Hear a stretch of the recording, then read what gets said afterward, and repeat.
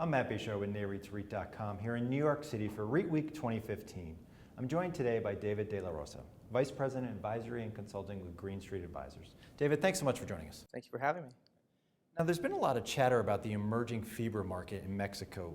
For those unfamiliar with Fibras, can you explain a little bit about what they are and share a few highlights about the industry?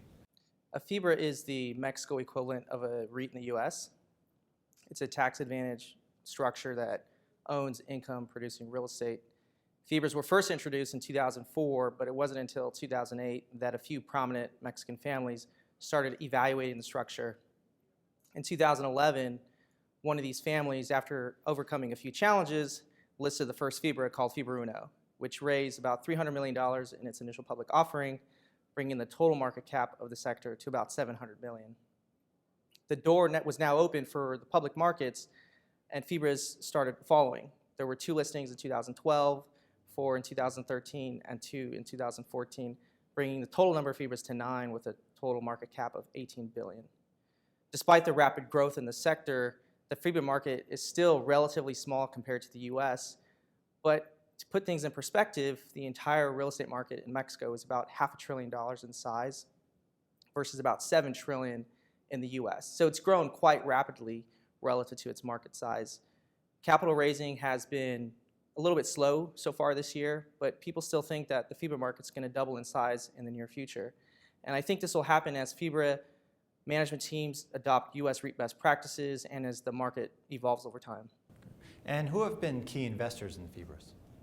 Mexican pension funds called Afores have been key investors in the Fibra market. Historically, the Afores could only invest in bonds, but because the Fibras provide them bond-like cash flows with the real estate with equity-like upside, Fibras have been an interesting option for the Afores. And Fibras have actually outperformed the broader Mexico stock market from 2011 to 2014. And so a lot of these Afores poured more and more capital into the sector. In addition to the Afores, the emerging market funds have also been active in the Fibra market. Mexico's positive macro trends, like its recent energy reforms, growing middle class, and strengthening manufacturing sector, have attracted these emerging market investors to the Mexico story. And I think Fibras have been just one of the ways in which they've tapped into those headline opportunities. And while US REIT investors have been circling the opportunity, many have sort of avoided the Fibra market because of governance structures and the small size. And the US REIT market has had a lot of interesting investment opportunities over the last few years. So these US investors haven't really been motivated to look south of the border. But this could change as Fibra management teams adopt US REIT best practices and as the market grows in size. Now, you mentioned that it's been 4 years since the first Fibra listed on the Mexico Stock Exchange. How has the market evolved, and how do you see it to continue evolving?